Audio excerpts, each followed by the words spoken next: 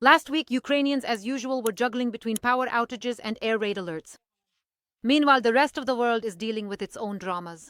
From cancelled flights in Munich and Copenhagen to the detention in France of a Russian fishing fleet vessel, which was likely used to launch drones at Denmark. And it has gone out to sea again. So let's try to break all this down and figure out where we stand and why even a moose from Rivne region is now making headlines. I'm Solomia Witkowska. This is TSN and we're summing up the first week of October. Zaporizhzhia is overcoming the aftermath of a massive enemy attack by the Russians. On Saturday night into Sunday, the terrorists struck the city with multiple rocket launchers and then fired cruise missiles. One of them hit an apartment building, injuring 49 people. In Kyiv, after yesterday's attack where 4 people were killed, another 13 were injured. Since yesterday, people have been bringing flowers and toys to one of the apartment buildings. After a direct hit by a Shahed drone on an apartment, a 12-year-old girl died there. A Ukrainian FPV drone neutralized a Russian helicopter. In the area of the village of Kutlia in Donetsk region, operators of the Steppe Predators unmanned systems destroyed a Mi-8 transport and combat helicopter in the air using an FPV drone. The cost of one such helicopter is at least $6 million. Some Russian units have found themselves encircled in the Dobropillia direction, reported Commander-in-Chief Alexander Syrsky. As a result of the counter-offensive operation, more than 3,000 occupiers and nearly 1,000 pieces of equipment were eliminated. In total, during the Ukrainian counter-offensive, 175 square kilometers of territory were liberated, and almost 200 kilometers were cleared of sabotage groups, Syrsky noted.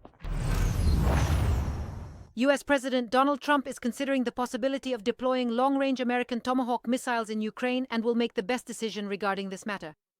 This was confirmed on Fox TV by U.S. Vice President Jay Divins. In Hungary, a number of Ukrainian publications have been banned, including TSN UA.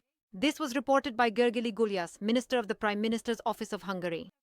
This was explained as a response to Ukraine blocking 2 Hungarian pro-Russian resources. Maxim Butkevych has become a laureate of the prestigious Václav Havel Human Rights Prize. The award was presented to the human rights defender, journalist and war veteran in the hall of the Parliamentary Assembly of the Council of Europe. And he is the first Ukrainian in history to receive this award. A historic count's wedding. In Kyiv, at the old Andriivska church last weekend, Gregor Rozumovsky, a direct descendant of the last Ukrainian hetman Kirilo Rozumovsky and a historian, was married. Rozumovsky took a Ukrainian woman, Natalia, as his wife. After the wedding ceremony, a lavish celebration was held at St. Sophia's. The death of an entire family in the Sumy region. At night, the Russians attacked the village of Chernihiv with drones, hitting a private house where a couple lived with their 2 small children. No one survived. A second Ukrainian has already been detained on suspicion of sabotaging the Nord Stream gas pipelines. According to the German prosecutor's office, a man named Volodymyr worked as a diving instructor and may have participated in planting explosives in the fall of 2022. He has already been taken to the prosecutor's office in Warsaw. Denmark is launching joint training with Ukraine on air defense against drones. Ukrainian military personnel will share their practical experience with foreigners. The country especially needs such support, as this weekend unidentified drones were spotted over the airfields of many NATO countries, with the most sightings in Denmark. A motorist brutally beat a cyclist in the capital. An entrepreneur from the Kyiv region parked his car in the bike lane, for which he was reprimanded by a cyclist. In response, the driver attacked him, hit him several times on the head, then dragged him to the roadside and fled. Rains have flooded Odesa. In some places, the water level reaches a meter. In the morning, several roads became impassable. A number of trolleybus and tram routes in the city had to be temporarily cancelled. Later, the rain subsided and the water is gradually receding. A loud night in Kharkiv. The Russians started attacking with drones in the evening, then launched guided aerial bombs, and around 3 in the morning, ballistic missiles followed. There are 6 wounded in the city. In a private sector, a Russian strike destroyed half the street, and one of the houses was literally leveled to the ground. In the occupied Kherson region, the so-called head of the Council of Deputies, Vladimir Leontiev, was eliminated. This action is linked to the activities of the local resistance movement and is seen as retribution against traitors and collaborators of the occupiers.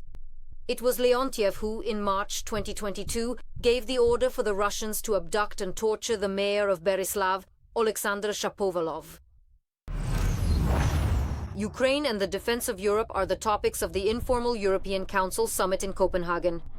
Ursula von der Leyen called for the creation of joint systems to counter Russian drones and aircraft, as well as for a new financial package to support Kyiv, in particular by using frozen Russian assets.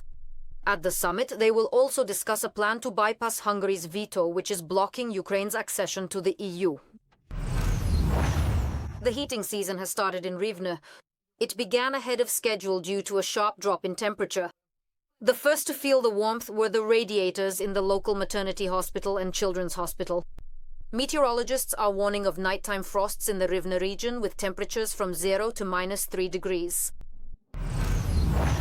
9 people have died in Odesa. People who went missing the day before during the bad weather were found with no signs of life.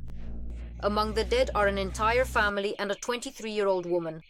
Neighbors said she was calling for help and tried to hold onto a tree, but then the current just swept her away. Ours are home. 205 Ukrainian citizens, both military and civilians, have returned from Russian captivity. This exchange was a combined one. Some of the prisoners were exchanged according to the Istanbul agreements and others as part of the 69th exchange. Almost all those freed had been in captivity since the blackout is once again looming due to Russian shelling, with power outages in several regions of the country at once. The blackout is once again looming due to Russian shelling, with power outages in several regions of the country at once. The most difficult situation is in the Sumy and Chernihiv regions, according to Ukrenergo.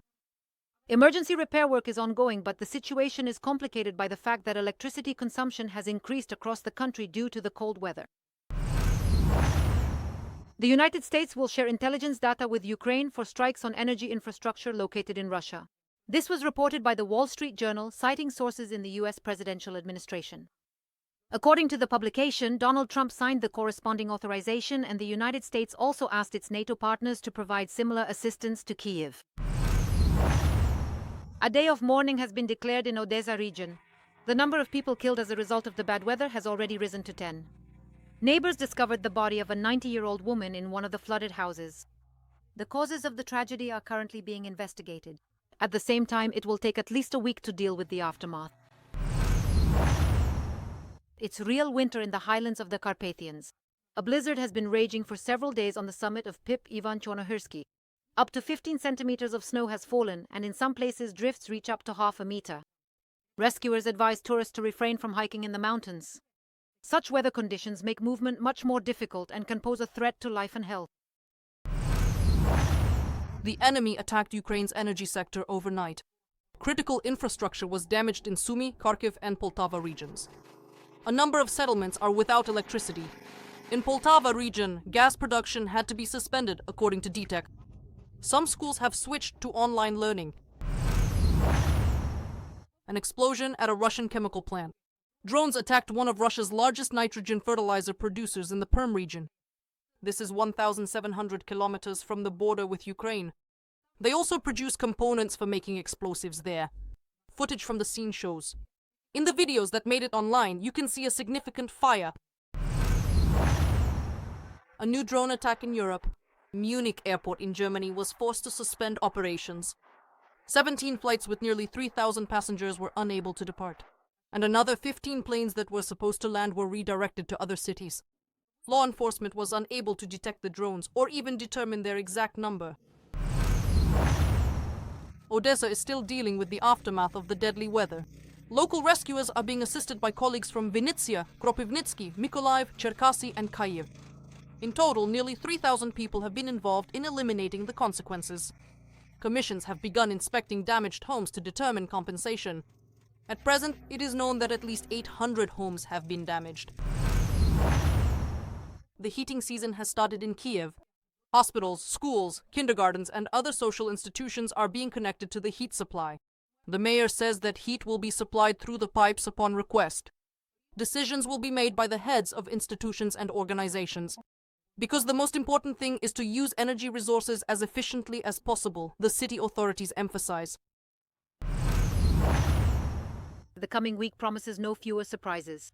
Meteorologists are hinting at a new wave of cold, politicians at more statements, and as for us, we're already working on new stories.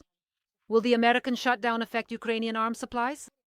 And what decisions can we expect from Europe after the appearance of unknown drones there?